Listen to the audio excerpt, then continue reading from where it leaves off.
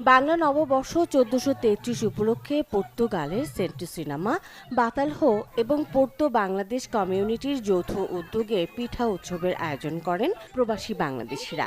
এ সময় চারপাশে ছড়িয়ে পড়ে বৈশাখের চেনা আবহ। বাংলা নববর্ষকে ঘিরে আয়োজিত এই পিঠা উৎসব যেন প্রবাসের মাটিতে এক টুকরো বাংলাদেশ হয়ে উঠেছিল। নানা ধরনের দেশীয় পিঠার সমারোহ ছিল পিঠার স্টলগুলোতে। চিতই, ভাপা, পাটি সাপটা সহ নানা ধরনের পিঠা সাজিয়ে বসেছিলেন প্রবাসী বাংলাদেশিরা। এছাড়া এই অনুষ্ঠানে বিশেষ আকর্ষণ হিসেবে প্রদর্শন করা হয় বাংলাদেশি চলচ্চিত্র বরবাদ, যা দর্শকদের মনে আলাদা উচ্ছ্বাস তৈরি করে এবং আয়োজনকে আরও প্রাণবন্ত করে তোলে। আয়োজকদের মতে প্রবাসের থেকেও বাংলার সংস্কৃতি ও ঐতিহ্য ধরে রাখার এই প্রচেষ্টা আগামীতেও অব্যাহত থাকবে।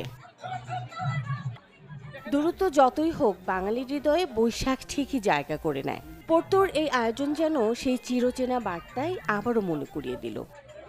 Desk report, channel 24।